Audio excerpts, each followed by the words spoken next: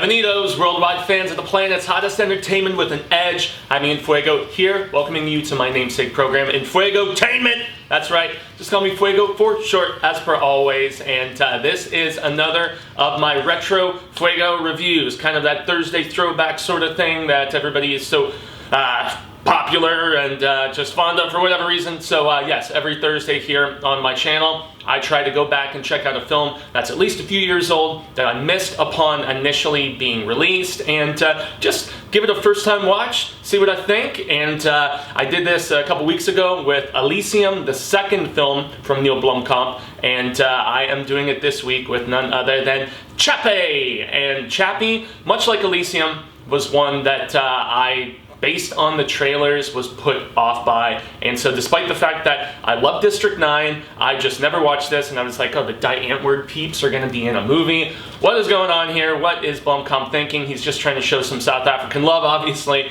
But yeah, man, this surprised me. Not in quite the same way that Elysium surprised me, because I thought Elysium was damn good, and I was very impressed with it. I liked it so much that I went and I purchased it, and I was also aware that this film, whereas Elysium was kind of ho-hum from critics, there were some people who really liked it, and other fans and critics that just weren't so fond, and yet they didn't hate it the way a lot of people hated on CHAPPiE. I read some scathing reviews. I heard some very negative opinions about this, and I think probably more so than anything, it was because of the presence of Die Antwoord and the fact that they're a polarizing group in and of themselves with their music.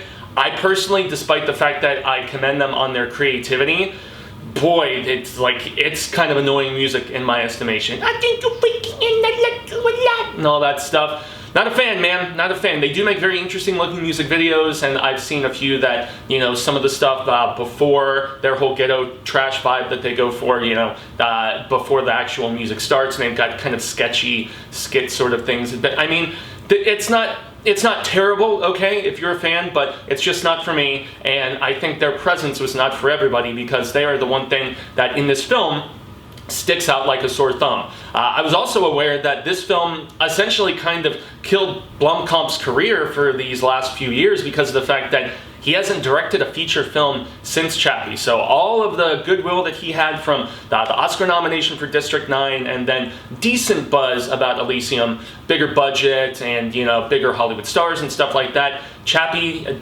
pretty much kind of killed his career for the last few years, and that's why he went and he started Oat Studios. He put out some very interesting stuff like Zygotes, and I mean, some of those shorts were really dope, and I'm sad none of them have been turned into features. And the one thing I will definitely say about CHAPPiE that is really impressive, it continues the very distinctive, slick visual style that you know, Blumkamp has always been known for, and so it has that in spades. The CHAPPiE robot, it's almost like the robots that we had in Elysium that were like the police force that Matt Damon's character is building in that in that warehouse, you know, that assembly line place and stuff. But I kind of get the vibe that all of Blumkamp's movies take place in the same like universe, so to speak, the same Earth. It's just different time periods of Earth, which is interesting to me. And so I appreciate that continuity. I appreciate that world building, that, you know, shared universe sort of situation. And so yeah, I get the vibe that the CHAPPiEs are like an earlier prototype of those robots that we saw later on in Elysium, given all that shit to, you know, Matt Damon's character and whatnot. But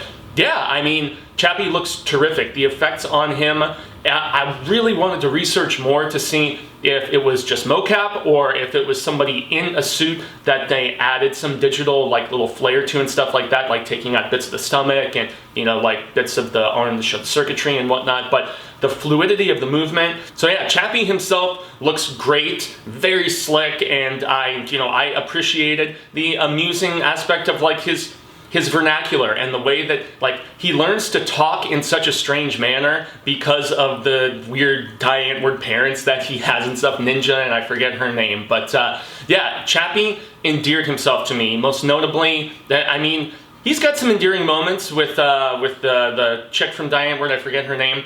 But, you know, he has even more so than the, you know, like son and, you know, mommy type role that he has with her and his affection and his affinity and everything. And then how, you know, Ninja, the dad, like toughens him up. That stuff is pretty good, but there's also this, like, creator and creation with this Indian character who is like the mastermind behind these robots that are policing Johannesburg and or Joburg, as they call it throughout the entire film and stuff in South Africa. And so yeah, you have this robotic police force, and yet the creator is really just adamantly studying AI, and he's trying to do something bigger, different with it, awareness, consciousness. And so he takes this damaged robot that has its battery infused into it, so you won't be able to, it's going to have like a set life expectancy, and stolen by the Die Antwoord idiots and so on and so forth. But really, it's the creator-creation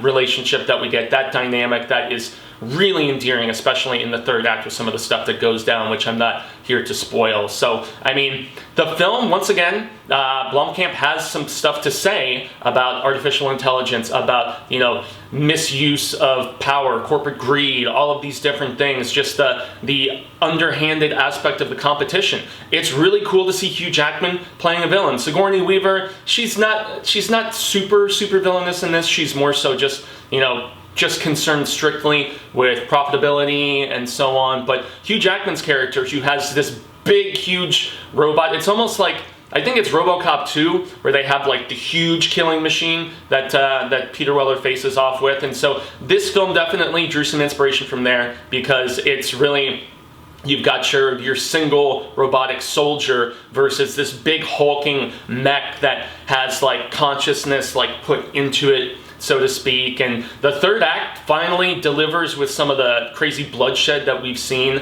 in previous work from Blumkamp, and then went on to see later on in some of those Ode Studios entries. And so yeah, the action, when it finally does come, it's very satisfying. And really, my heart was kind of, I got the feels. It was a little heartbreaking at times. There's beats in this movie that are very effective. All of that allegorical stuff doesn't always, it doesn't hit home maybe the way that some people would have liked, and I can understand that, Really, the strangest and probably weakest moments of this film are just some of the goofy bits, where they're trying to like ghetto up CHAPPiE, and they're putting chains on him and like fake spray paint tattoos on his armored exterior and stuff like that. So that's really, in my estimation, the only times where the film veers into just such silliness that I couldn't take it as seriously as at times the film wants to be taken. But the third act, 100%, once they get into the real nitty-gritty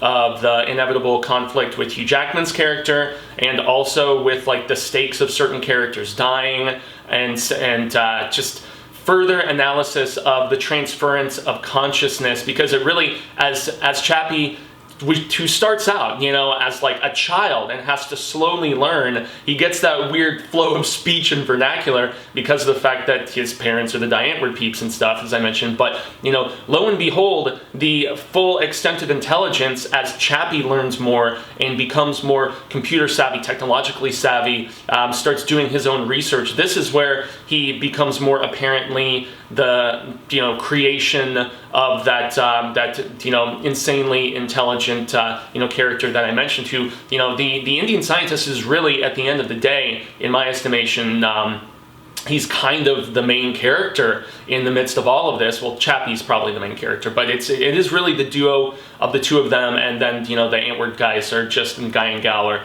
in more of a supporting role. But I went in expecting to hate this movie, and as I always mention on this channel and also on my other channel, The Horror Show, the bigger boys over there, it's all about the burden of expectation or the lack thereof. And I think often if you go into a film expecting that it's going to suck, and then it's a lot better than you anticipated, it's a pleasant surprise. And dare I say, this isn't one that I think I would buy as I did Elysium, and I've owned District 9 since it came out because I adored District 9. Still my favorite of his things, but this felt very much like a Blumkamp film to me, with just some of its messages, with its very distinctive visual style, with the extent of the special effects work and how terrific all of it looked. There was really no time in this film when I was just like, oh yeah, that's most definitely a CG fake robot looking thing. Like, I was immersed, I was pulled in, and this film is like probably almost, it came out in 2015, but I know they started the development process back in 2013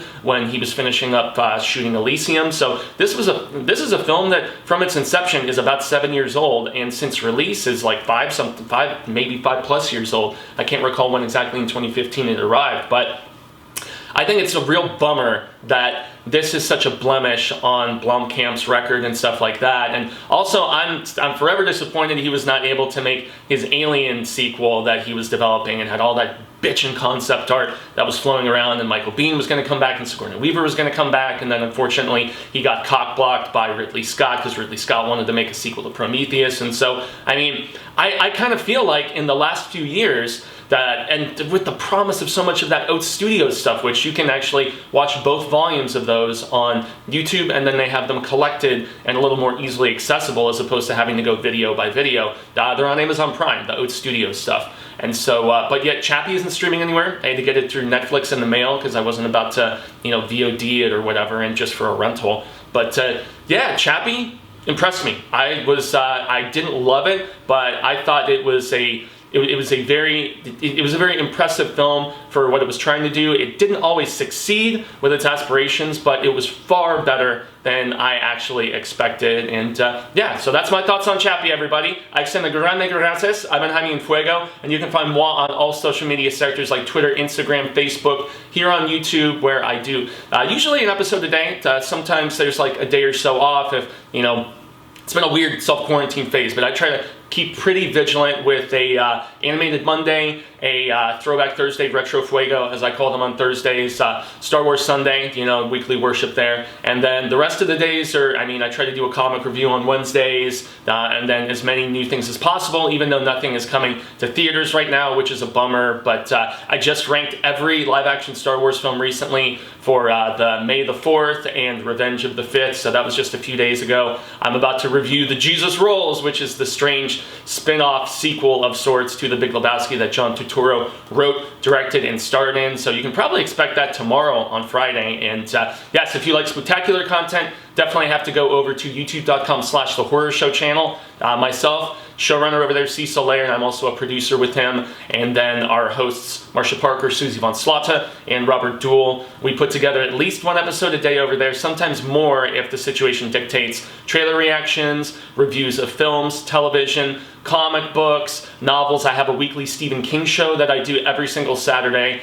We also do unboxings, video game Let's Plays. We try to keep it as comprehensive as possible. And yeah, that's all of the YouTube-y stuff from me here. Gracias once again for tuning in. Please like, share, subscribe. I'm like 20 subscribers from hitting 1,000 here on Enfuegotainment, which opens up a whole bunch of new creator possibilities for me with the YouTube stuff. And yes, you are appreciated. And until the reel of Ka comes around once more, hasta luego, Cinemigos, and constant viewers and readers alike. But I'm hopeful that we could share more of this palaver sooner rather than later. And obviously, until then, stay safe, stay healthy, and watch more movies.